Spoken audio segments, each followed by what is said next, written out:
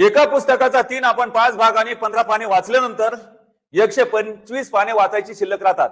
तर त्या पुस्तकाला एकूण किती पाने आहेत?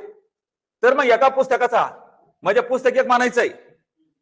आता याच्यामध्ये एक मानायचं किती, याच्यापैकी 3 आपण 5 भाग वाचलाय आणि त्याच्यामध्ये 15 पाने वाचल्यानंतर किती पानं वाचायची राहिली?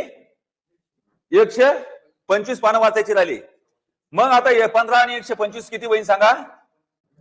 140.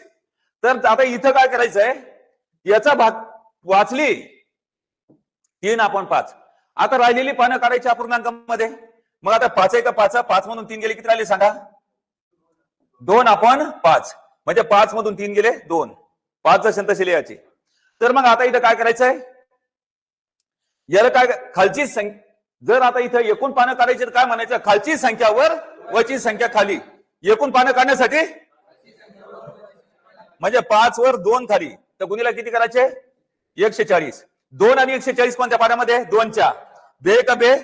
बे 70 140. हा शून्य उचलायचा आणि 5 7 किती? 35. तर याचं उत्तर किती आलं सांगा?